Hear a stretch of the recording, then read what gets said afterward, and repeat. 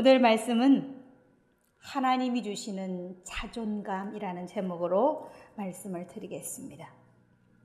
제가 살아온 인생 중에서 저는 수없이 많은 수천 명의 사람들을 만나보았습니다. 근데 어떤 사람은 정말 열심히 살고 또 어떤 일을 할 때 연습도 열심히 하지만 실제 상황이 오면 연습 때보다 훨씬 못하는 경우를 저는 많이 보았습니다. 그리고 또 어떤 사람은 연습도 많이 하지 않는 것 같은데 실제 상황이 되면 연습 때보다 훨씬 더 좋은 실력으로 더 잘하는 모습을 보여주는 사람도 있었습니다. 이것이 왜 이럴까라는 생각을 저는 늘 하게 되었습니다. 왜 저렇지?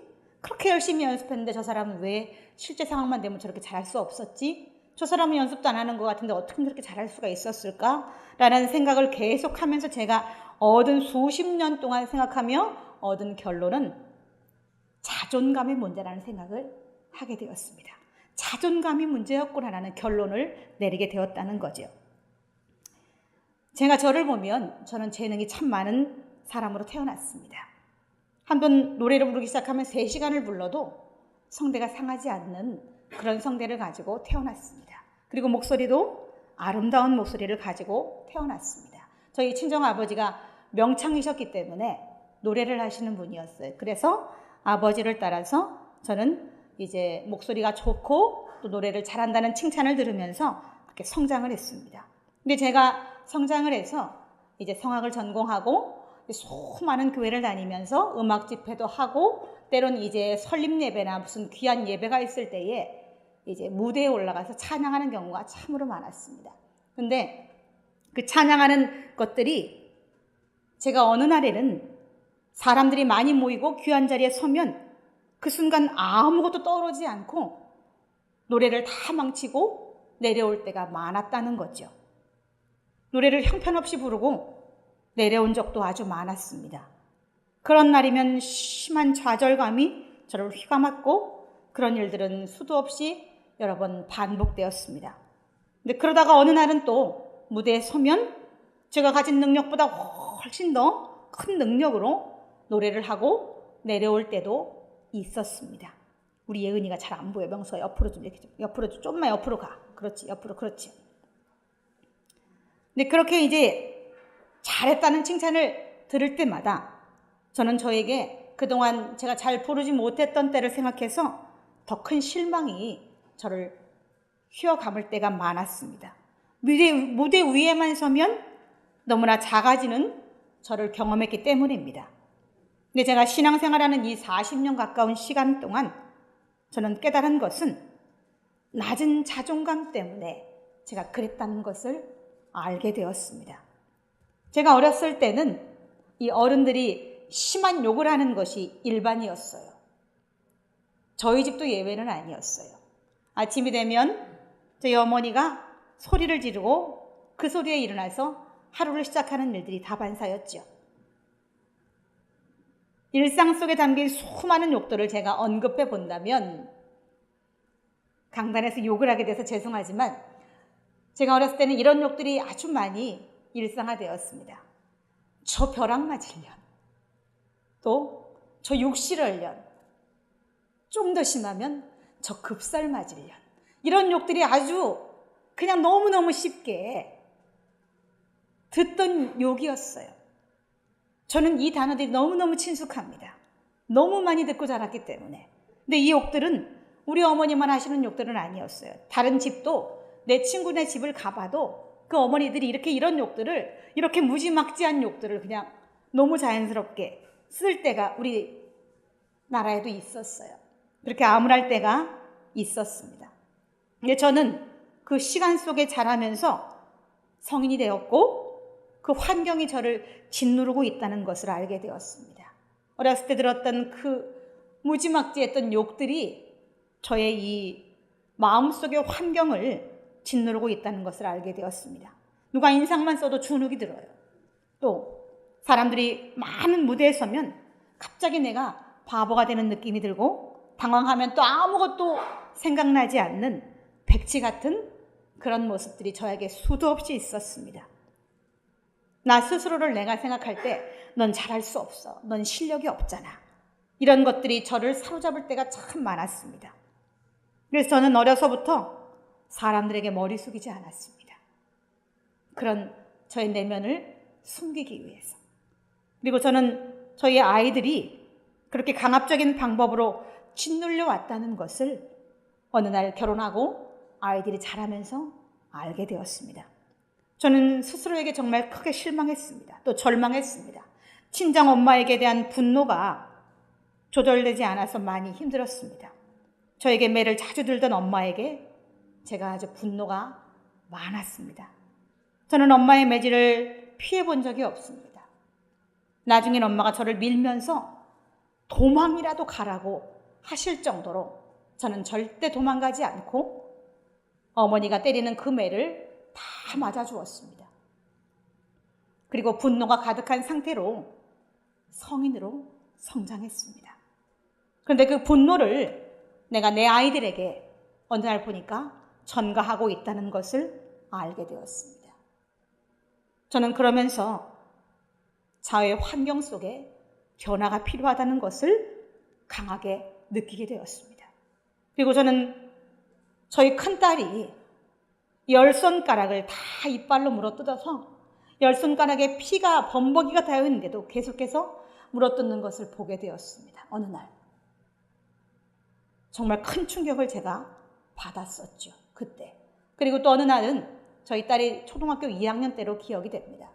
어느 날 학교에서 오다가 저희 빌라의 계단을 올라오다가 그 미끄럼 방지턱이라고 해서 노랗게 쇠로 계단의 끝에 이렇게 덮여놨잖아요. 근데 거기에다가 코를 그만 부딪히고 말았습니다. 그래서 이 뼈에는 금이 가서 하얀 뼈가 드러났고 살은 위아래로 찢어져서 거기서 막 피범벅이가 되어서 애가 막 울고 있는 소리가 3층에까지 들렸습니다. 그래서 막 뛰어내려가 봤더니 아이가 얼굴에 피범벅이가 된 상태로 저를 보자마자 손을 막 비비면서 엄마 잘못했다고 저한테 막 비는 거예요. 피는 막 머리에서 얼굴에서 뚝뚝 떨어지는데 그래서 제가 준영아 왜 그래 그러는데 계속해서 저한테 손을 싹싹 빌면서 잘못했다고 비는 모습을 저는 보았습니다. 저는 정말 그때 하늘이 무너져 내리는 것 같았습니다. 아니 아이가 피범벅이 됐는데도 저한테 잘못했다고 손을 비는 걸 보고 내가 이런 엄마였구나 라는 생각을 하게 되었습니다. 그리고 저는 하나님께 무릎을 꿇었습니다. 하나님 잘못했습니다. 수도 없이 되뇌이면서 하나님 앞에 회개했습니다. 내가 그렇게 공포스러운 엄마였구나. 아이가 피범벅이 돼서 얼굴에 피가 가득하고 온 천지 피인데도 불구하고 그 피는 아랑곳하지 않고 엄마를 보자마자 잘못했다고 빌던 아이의 모습이 저는 지금도 잊혀지지가 않습니다. 제가 아이를 그렇게 모질게 대했다는 것을 저는 그때 알았습니다. 그리고 그때 일을 저는 되뇌이면서 늘 하나님 앞에 죄인된 모습으로 기도하기 시작했습니다. 그리고 그때부터 저는 우리 아이들을 안아주기 시작했습니다. 그냥 무작정 안아주었습니다. 왜 그러냐면 제 아는 후배가 저희 집에 와서 우리 아이가 손가락을 다 물어뜯고 피가 투성이 된 걸 보더니 저한테 하는 말이 이것은 애정결핍으로 생기는 증상이라고 저한테 가르쳐 주었습니다. 그래서 저는 그 일이 있고 계단에서 우리 아이가 넘어져서 콧뼈에 금이 가고 피를 철철 흘릴 때 그 모습을 보고 정말 큰 충격을 받았고 그때부터 우리 아이를 안아주기 시작했습니다. 그냥 칭찬하기 시작했습니다. 그리고 어느 날 보니까 손을 물어뜯던 것들이 없어졌어요. 그 손이 다 물어뜯어서 여기가 정말 참혹할 정도로 10손가락 지문이 다 물어뜯어서 없을 정도였었는데 어느 날 보니까 몇 달 지난 뒤에 보니까 우리 신영이가 손에 깨끗하게 치료되어서 온전한 모습을 제가 보았습니다. 저는 그래도 그때 그 충격으로 인해서 계속해서 아이들을 안아주고 칭찬을 아끼지 않고 용기를 주려고 무던히 노력했습니다. 그런데 저희 큰아이는 이미 많은 부분 망가져 있었습니다. 저에게 분노를 어느 순간부터 표출하기 시작했습니다. 그 6, 7년의 기간은 참으로 힘든 시간이었습니다. 그러나 그 기도하던 그 6, 7년의 그 시간들은 모든 것을 은혜와 평강으로 되돌리는 시간이었습니다. 일일이 어떻게 다 말할 수 있겠어요. 우리 큰아이는 자존감을 회복했습니다. 우선은 그 시간 동안 우리 큰아이가 하나님 곁에 있었습니다. 하나님 곁에 머물러 있었습니다. 한시도 하나님을 떠난 적이 없었어요. 머무는 그 시간 동안 하나님은 우리 큰아이를 놀랍도록 재능 있는 아이로 성장하게 하셨습니다. 어두웠던 우리 큰아이의 얼굴은 아주 해같이 밝아졌습니다. 여기까지 오는 동안 하나님의 절대적인 개입하심이 있었으므로 우리 아이가 그렇게 해같이 밝은 얼굴로 바뀔 수 있었다는 거지요. 난 나에게 그렇게 큰 문제가 있다는 것을 사실 모르고 살았습니다. 내가 그 여러 가지 문제의 원인이라는 것도 모르고 살았습니다. 나로 인해서 누군가 망가지고 있다는 것도 모르고 살았습니다. 성도로 살아도 이렇게 이 지경인데 만약에 하나님이 없다면 어떨까라는 생각을 해봅니다. 이 크고 또 많은 문제들이 저로부터 시작되었음을 하나님은 제게 알게 하셨습니다. 저희 친정어머니가 저에게 매를 들 때 제가 잘못했다라고 한마디만 드렸으면 되었을 것을 저는 어렸을 때 그렇게 하지 않았습니다. 머리를 빳빳이 들고 절대 잘못했다는 말을 하지 않았습니다. 엄마가 밀어도 도망도 가지 않고 엄마가 때리는 그 매를 다 맞으면서 제 마음속에는 엄마를 미워하는 마음을 차곡차곡 쌓았던 거죠. 그런 딸을 볼 때 저희 친정엄마도 흥분할 수밖에 없었던 거죠. 그래서 더 저한테 매를 들으실 수밖에 없었다는 것을 저는 제가 성장해서 성인이 된 뒤에 알게 되었습니다. 문제의 근원이 바로 나라는 것을 저는 알게 되었던 거죠. 저는 저를 돌아보며 회개하는 것이 일상이 되었습니다. 그 고통의 긴 시간 동안 하나님은 저를 만나주시고 또 깨닫게도 하시고 천천히 저를 새 사람이 되게 하셨습니다. 이 40년의 긴 시간 동안 저는 새로운 사람으로 변화되었습니다.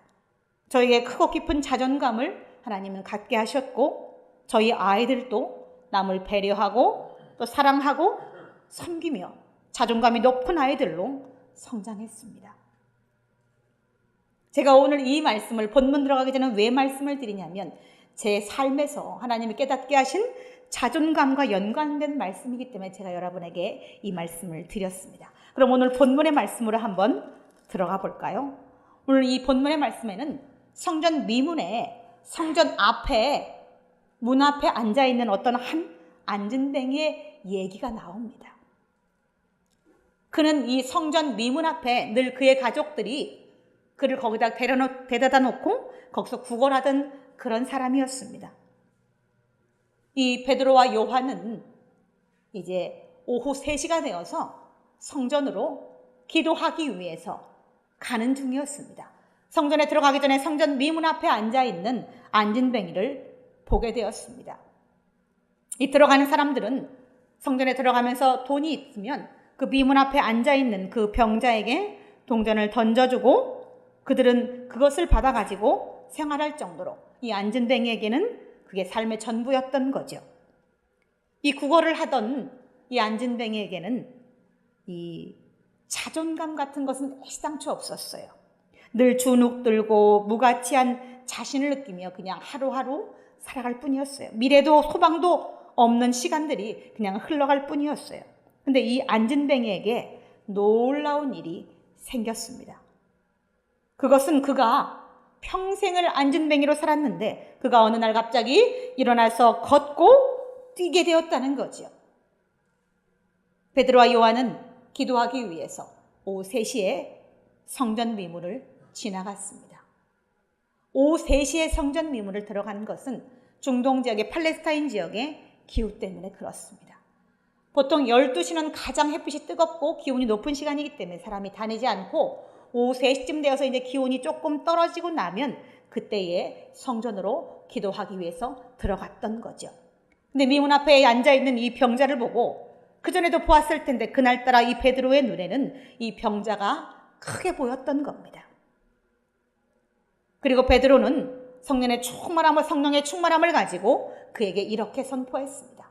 내게 은과 금은 없거니와 내게 있는 이것을 내게 주노니 나사렛 예수 그리스도의 이름으로 일어나 걸으라 라고 선포했습니다. 그리고 베드로는 그 안진뱅이의 오른손을 잡아서 일으켰습니다. 그리고 그 안진뱅이는 다리에 힘을 얻어서 일어나서 걷고 뛰기까지 하며 성전으로 들어갔던 거죠. 어떻게 이런 일이 생길 수가 있습니까? 평생 걸을 수 없어서 성전 미문에서 구걸만 했던 그가 어떻게 이런 일이, 이런 놀라운 기적이 그에게 있던 것일까요? 그곳에 있던 많은 사람들이 그 일을 보았습니다. 이 안진뱅이는 성전 미문에서 평생을 구걸하던 사람이었는데 지금 그는 성전 안에 들어가서 하나님을 찬양하고 있습니다. 그는 날 때부터 안진뱅이였습니다. 그래서 인생이 비참한 사람이었어요. 누구나 가진 성한 다리 하나 없이 그렇게 불쌍한 인생을 살던 사람이었어요. 지금까지는, 베드로가 말씀을 선포하기 전까지는. 그러나 이제는 아니라는 거죠. 두 다리가 성한 자가 되었습니다. 또 다른 사람과 똑같이 성전에 들어가서 하나님을 찬양하는 자존감 높은 사람으로 변화되었습니다. 그는 지금 성전에서 하나님을 찬양하고 뛰고 있습니다. 그에게 어제 느꼈던 공기와 오늘 성전에서 찬양할 때 느끼는 이 공기는 다른 것입니다. 완전히 다른 거죠. 그는 이제 소망이 생겼습니다. 인생을 꿈꿀 수도 있게 되었습니다. 분명히 베드로가 이 안진뱅이에게 이 치료를 선포했는데 안진뱅이는 베드로를 찬양한 것이 아니고 하나님을 찬양하고 있습니다. 그런 이것이 하나님이 주신 선물인 것을 알았어요. 그래서 나사렛 예수의 이름을 찬양하게 되었고 성전에 들어가서 하나님 앞에 기뻐 뛰며 예배를 드렸던 거죠. 그는 더 이상 주눅 들고 열등감 많은 안진뱅이가 아니라는 것입니다. 스스로 자존감을 높이는 것은 쉽지 않습니다. 이 심리학에서는 이 자존감 낮은 자를 위해서 이런 방법을 가르쳐 줍니다. 제가 심리 치료를 받아봤기 때문에 이건 압니다. 심리 상담사가 가르쳐주는 이 자존감을 높이는 방법 중에 하나는 이런 겁니다. 이 두 팔을 이렇게 깍지를 끼고 양팔을 잡고 이렇게 타독이면서 잘했어, 잘했어. 너는 참 좋은 사람이야. 참 잘했어, 잘했어라고 이렇게 스스로를 다독여 주는 겁니다. 저는 이것을 해봤어요. 분명히 저에게 도움이 된다는 생각이 들었습니다. 최소한 내 마음을 누군가 알아준다는 느낌이 들었어요.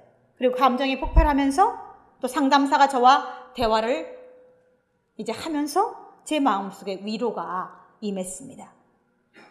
그런데 그건 오래 가지 못했어요. 자주자주 상담사는 자주자주 저한테 스스로에게 넌 참 잘하고 있어. 너는 참 좋은 사람이야. 참 잘했어. 이것을 자주 해라고 하는데 저는 그때 한번 해보고 이제 그 뒤에는 자주 할 기회가 없어서 못 해봤는데 그 뒤에는 그렇게 많이 저한테 이것이 도움이 된다는 생각을 하진 못하게 되었습니다. 이 내게 있는 깊은 좌절과 또 분노를 심리학으로는 완전하게 치료할 수 없다는 겁니다. 다 된다면 분노로 일어나는 살인 같은 것은 줄어야 마땅하겠지요. 그러나 분노 범죄는 점점점 많아지고 사람들은 더 잔인해지고 있습니다.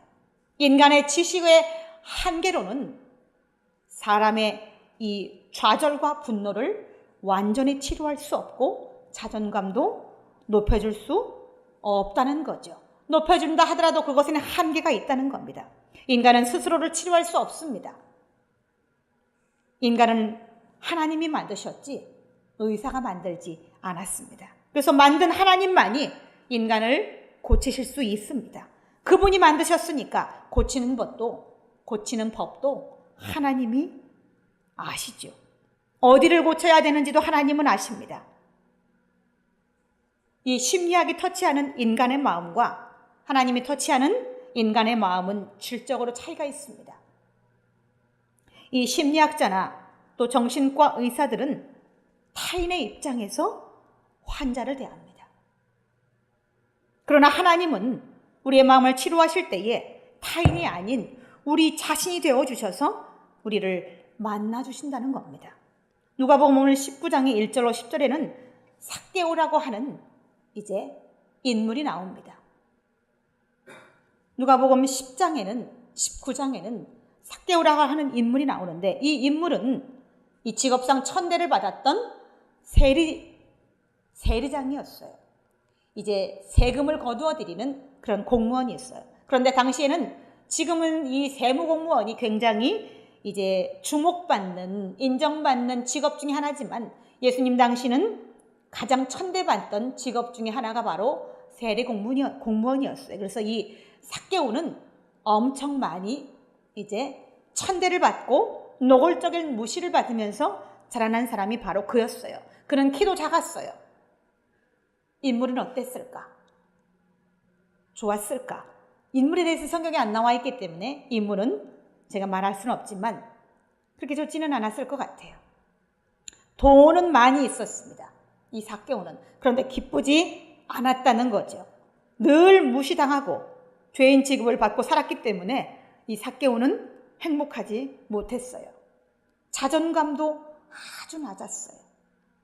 우리나라 조선시대에 백정이라고 하는 이 직업이 있었어요. 백정은 동물을 사육하는, 이 동물을 죽여서 고기를 이제 부위별로 잘라서 파는 사람이 바로 백정이라는 이 직업이었는데, 이 백정이란 이 직업을 가진 사람은 당시 고기는 이제 부잣집만 먹을 수 있었지만 이 백정들은 고기는 실컷 먹을 수 있었어요. 하지만 고기는 실컷 먹을 수 있었으나 가장 천대받던 직업이었죠. 그래서 어린 아이들도 70, 80이 넘은 노인애한테 반말을 할 수 있었던 거죠. 가장 천대받던 직업이 백정이었기 때문에. 근데 오늘 이 누가복음 19장에 나오는 삭개오라는 인물도 그와 같았습니다. 늘 천대받고 살았던 인물이기 때문에 삭개오는 인생이 그렇게 행복하지 못했어요. 돈이 아주 많았음에도 불구하고 삭개오는 어느 날 예수님께서 그 지역으로 온다는 말을 듣고 이제 돌감람나무 위로 올라갑니다. 예수님을 보기 위해서. 이 삭개오는 키가 작았어요. 그래서 돌감람나무 위로 올라가서 예수님을 보기 위해서 올라갔던 거죠. 이 삭개오는 예수님의 소문을 들었습니다. 병자와 함께 하시고 낮은 자와 함께 하시는 예수님의 소문을 들었습니다. 가진 것 없고 소외당하는 자들과 늘 함께 하시는 그 예수라고 하는 사람의 얘기를 들었고, 제가 왜 이 삭개오가 예수님의 이 행적과 예수님이라는 인물을 알 거라고 확신하냐면, 다시 예수님 이 주변에는 늘 수천 명씩 사람이 따라다녔고 예수님은 기적을 매일마다 보여주셨습니다.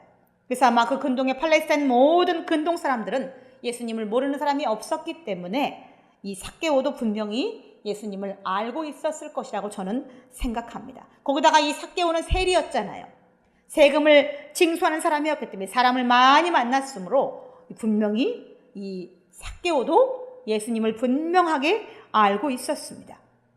이미 이 삭개오의 마음속에는 예수님을 향한 깊은 호감이 있었다는 거지요.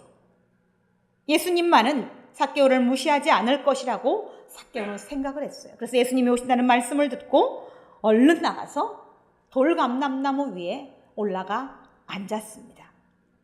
근데 예수님은 그 자리를 지나가시면서 삭개오야 내려가라. 내가 오늘 너희 집에 유하여야 되겠다라고 말씀하셨습니다. 나무 위에 있던 자신의 이름을 부르는 예수님 때문에 삭개오는 뛸 듯이 기뻤습니다. 그래서 이제 삭개오는 급히 내려와서 즐거운 마음으로 예수님을 영접했습니다. 예수님이 그 부드럽고 이 분명한 음성으로 삭개오야 내려와라 라고 하시는 그 음성 때문에 이 삭개오는 누가복음 19장 6절에 보면 급히 내려와 즐거워하며 영접했다라고 성경은 말하고 있습니다. 예수님이 만약에 과묵하게 또 인상을 쓰면서 삭개오를 불렀다면 삭개오가 급히 내려왔을까요? 아마 돌감람나무 위에서 한참 아마 내려오지 않았을 것입니다. 내가 뭘 잘못했을까? 예수님 나한테 왜 저렇게 인상 쓰시고 소리 지르시지? 라고 아마 생각했을지도 몰라요. 근데 이 삭개오는 아주 급히 즐거운 마음으로 내려와서 예수님을 영접하고 있기 때문에 이 순간 삭개오가 얼마나 자존감이 확 올라갔을지를 우리는 상상할 수 있게 된다는 거죠. 이 사람이 무시를 당한다고 생각하면 이 자존감이 떨어집니다. 존중받지 못하고 있다고 생각하면 스스로를 낮추게 됩니다. 쓸모없는 인간이라고 생각이 들게 된다는 거예요. 이 하나님이 주시는 것이, 자존감을 높이는 것은 그 안에 사랑이 있기 때문에 그렇고, 또한 하나님께서 우리를 존중해 주시는 마음이 우리가 그걸 느끼기 때문에 하나님이 주시는 것이 우리에게 자존감을 회복하는 것으로 우리에게 반영이 된다는 겁니다. 인간은 사랑받고 있다라고 느낄 때에 자존감이 급상승한다고 합니다. 1960년도에 미국의 어느 은퇴한 이 기자의 가정에 이제 한국의 어떤 아이가 입양되었습니다. 이 아이에는 위로는 미국인 형 둘이 있었고 밑으로는 여동생 하나가 있었습니다. 근데 형과 여동생은 이제 공부도 잘하고 재능 있는 아이로 잘 성장해 갔습니다. 하지만 이 입양아는 자기가 자라면서 점차 자기가 머리가 검고 노란 피부로 인해서 오는 이 차이를 알면서 방황하기 시작했습니다. 그의 양부모는 그를 늘 따뜻하게 대해주었지만 그 아이는 자신이 버려진 아이라는 것을 버려진 아이라는 생각을 늘 하게 되었고, 그 속에 분노가 차오르기 시작했습니다. 밤늦게 들어오고 술을 마시고 불량배와 어울리고 패싸움도 했습니다. 그러나 양부모는 이 아이가 예전의 모습으로 돌아오기를 기다리며 늘 기도하기 시작했습니다. 그러던 어느 날 이 아이가 울면서 아버지에게 말했습니다. 아버지, 왜 나는 이렇게 피부색이 다르고 머리색도 다르나요? 어느 무책임한 남녀에게 버림받아서 이렇게 태어나서, 그렇게 태어난 것도 모자라서 이렇게 먼 미국에까지 버려진 사람이 되었나요? 또 그것 때문에 친구들에게 놀림받고 따돌림 받으면서 살아야 하는 것이 정말 원망스럽습니다. 이렇게 평생 살아야 한다면 저는 더 이상 살고 싶지 않습니다. 이렇게 사느니 차라리 죽는 것이 나을 것 같아요. 라고 아버지에게 말했습니다. 이 말을 들은 양아버지는 아이를 다독이면서 조용하게 아이에게 말했습니다.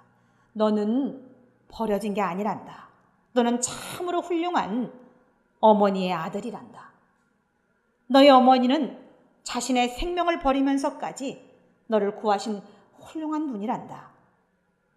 이 양아버지는 한국 전쟁 당시에 종군 기자였던 때의 일을 말하기 시작했습니다. 이 차를 타고 이 서울에서 대전으로 이동하던 중이었습니다. 깊은 밤이었고 날씨는 살을 에이듯이 추웠고 그날 밤은 눈도 왔습니다. 근데 차를 운전하고 가던 운전병이 소리쳤습니다. 저게 뭐지? 왓츠대! 이러고 지금 앞에 무엇인가 운전하고 가다 보니까 앞에 시커먼 물체가 있어서 저게 무엇이냐고 왓츠대! 이러고 지금 소리를 치고 있다는 겁니다. 그곳에 내려서 가보니 그곳에는 거의 옷을 입지 않은 여인의 시체가 있었습니다. 자세히 들여다보니 여인이 이 새우를 이게 물에 끓이면 동그랗게 말리잖아요. 동그랗게 말린 상태로 품에 무엇인가를 안고 있다는 것을 보게 되었습니다. 그 군인들은, 그 종군 기자와. 그래서 품에 있는 것이 무엇인가 해서 그 품에 있는 것을 열어보았더니 그 품에는 놀랍게도 갓 낳은 아이가 있더랍니다. 아이는 간신히 숨을 내쉬고 있었고 이 양아버지는 그것을 보고 너무 큰 감동을 받아 그 아이의 엄마의 무덤을 만들어준 후에 그 아이를 양자로 삼아서 미국으로 데리고 간 거죠. 그 얘기를 들은 그 아이는 입양아는 더 이상 방황하지 않고 공부에 매진했습니다. 들어가기 힘들다가는 의과대학에 들어갔고 훌륭한 외과 의사가 되었습니다. 그 후 그는 군의관으로 한국 군무를 자원하게 되었고 한국으로 오게 되었습니다. 그는 양아버지가 알려준 그 어머니의 무덤 근처를 찾아갔습니다. 그리고 그는 그의 옷을 하나씩 벗어서 어머니의 무덤을 덮으면서 밤새도록 꿇어 앉아서 울면서 이렇게 속삭였다고 합니다. 어머니, 그날 밤은 이보다 더 추우셨지요? 라고 하면서 그 어머니가 자기를 살리기 위해서 모든 옷을 벗어서 아이를 감싸주었던 그때를 기억하며 하나님께 감사했다는 거지요. 아이를 위해서 옷을 벗어 아이를 싸고 죽어갔던 그 어머니처럼 예수님은 우리를 사랑하시기 위해서 십자가를 치셨습니다. 또 이 입양아가 어머니가 죽어가면서까지 자신을 사랑했다는 것을 알았을 때에 그는 자존감이 올라갔고 훌륭한 의사로 성장할 수 있었습니다. 또한 양아버지, 양어머니의 지극한 인내와 사랑으로 반듯하게 성장했습니다. 기도하던 양부모님의 사랑 가운데에 하나님은 이 입양아를 자존감 높은 아이로 성장하게 하셨던 거죠. 인간사가 이렇게 아름다울 수 있는 것은 우리를 사랑하시는 예수님이 계시기 때문에 그렇습니다. 우리를 귀하게 생각하시는 하나님이 계시기 때문에 그렇습니다. 예수님은 선한 목자이십니다. 양들을 위해서 목숨을 버리는 그런 목자이십니다. 그러나 돈을 받고 양을 치는 삭군들은 다릅니다. 이 삭군들은 이리가 오면 양을 버리고 달아나 버립니다. 그래서 예수님은 우리의 선한 목자가 되셔서 이리가 와도 절대 우리를 떠나지 않고 양을 이리로부터 지키기 위해서 자신의 목숨을 버리는 분이 바로 우리 하나님이라는 거죠. 이 마가복음 5장 1절로 20절에는 이 거라사 가라다 지방에 이 군대 귀신 들린 한 남자의 얘기가 나옵니다. 그는 무덤가에 머물겨 쇠사슬로 매일 수 없을 정도로 사나운 상태로 소리 지르면서 무덤가에서 살았습니다. 밤낮 무덤가에서 소리 지르고 또 돌 가지고 자신의 몸을 막 긁어가면서 자신의 몸을 해치면서 이 무덤가에서 살던 사람이 있었습니다. 근데 그날 예수님께서 그곳 가다라 지방을 지나가시면서 이 사람을 보게 되셨어요. 그리고 예수님은 그 군대 귀신 들린 사람의 귀신을 쫓아줌으로써 이 사람이 정신이 온전하여 예수님 앞에 앉아있는 모습을 수많은 사람이 보게 하셨습니다. 미친 사람에서 반듯한 사람으로 변화된 거죠. 예수님이 그 귀신을 쫓아줌으로 인해서 더 이상 미친 사람이 아닌 옷을 정제하고 예수님 앞에 앉아있는 반듯한 사람으로 변화되었다는 거죠. 그의 몸속에는 수천 명의 귀신이 그의 몸과 영혼을 다 장악하고 있었습니다. 사람의 모습으로 살아갈 수 없는 참혹한 모습으로 그는 무덤가에서 살았습니다. 무덤가에서 유리하는 자로 살았습니다. 도우려고 사람들이 많이 노력했지만 아무도 도와줄 수 없는 사람으로 그는 참혹한 사람으로 살았습니다. 그런데 예수님께서 그를 도와주셨고 그는 삶을 되찾았습니다. 영혼을 빼앗긴 사람은 자신이 얼마나 비참한 상태로 사는지 알지 못합니다. 흑암이 덮고 있는 무덤가에서 자기 살을 긁어가면서 피를 내며 살아도 그 모습이 어떤 모습인지 알지 못한다는 거죠. 이 사람이 이렇게 정신을 완전하게 사단에게 빼앗기기 전에 그가 어떤 모습이었는지 아무도 알지 못하고 그것은 중요하지 않습니다.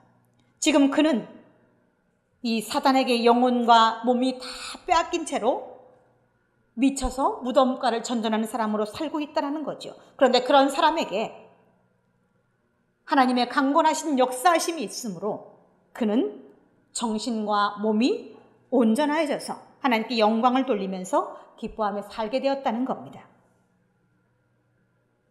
하나님을 기뻐하는 그에게는 더 이상 사단이 엄습할 수 없었습니다. 기뻐하는 영은 사단이 제일 싫어하는 영입니다. 그리고 기뻐하는 영 속에 감히 다가갈 수 없습니다. 사단이 사람을 엄습하기 위해서 사람의 마음속에 불평이라는 마음을 심습니다. 불평할 때 그 속에 들어갈 수 있기 때문에 하나님을 기뻐하십시오. 느헤미야 8장 10절에 보면 여호와로 인하여 기뻐하는 것이 너희의 힘이라고 말씀하고 있습니다. 또 시편 37편 4절에 보면 여호와를 기뻐하라. 그가 내 마음의 소원을 이루어 주시리라고 말씀하고 있습니다. 데살로니가 전서 5장 16절에 보면 항상 기뻐하라 라고 말씀하시는 것은 기뻐하는 영 속에 사단이 염습할 수 없기 때문에 그렇습니다. 기뻐하는 영혼을 가진 자를 하나님이 만나주시고 하나님과 교통할 수 있기 때문에 기뻐해야 됩니다. 우리가 하나님을 기뻐하면 하나님은 우리에게 우리 자신을 기뻐할 힘을 갖게 하십니다.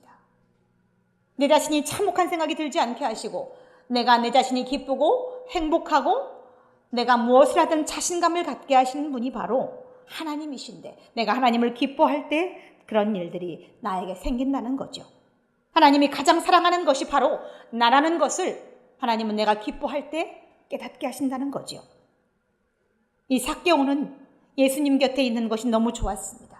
그래서 예수님께서 삭개오의 집에 머문다고 할 때에 기뻐하며 예수님을 영접하고 자신의 돈을 들여서 예수님께 먹을 것을 차려드리고 기쁘게 예수님을 영접해드렸던 거죠. 예수님의 곁에 있는 것이 좋았기 때문에. 우리는 하나님 옆에 붙어 있기를 원해야 합니다. 늘 하나님 곁에 있어서 하나님이 나와 함께 하시기를 우리는 고대해야 됩니다. 하나님이 귀한 존재라고 아무리 말씀하셔도 우리가 하나님을 떠나 있다면 우리가 알 수 없겠지요. 하나님 곁에 있어야 내가 하나님께서 나에게 너는 참으로 귀한 자다 라고 말씀하실 때 내가 알 수 있지요. 내가 나에게 실망할 때 하나님은 나를 높여주셔서 나보다 더 큰 자가 되게 하십니다. 하나님은 나에게 크고 귀하다고 말씀하십니다. 이 찬송가 중에 401장 찬양 이런 내용이 있어요. 주의 곁에 있을 때 마음이 든든하오니, 이런 찬양이 있어요. 주님의 곁에 있으면 항상 마음이 든든해요. 전능하신 하나님이 나와 함께 하시기 때문에 내 마음이 든든해지는 거죠. 주님의 곁에 머무십시오. 늘. 내 아이들도 주님 곁에 머물도록 그렇게 가르쳐야 합니다. 우리 예은이가 이렇게 주님 곁에 머물 수 있도록 그렇게 가르치는 것이 돈을 많이 주는 것보다 더 큰 유산이 될 수 있습니다.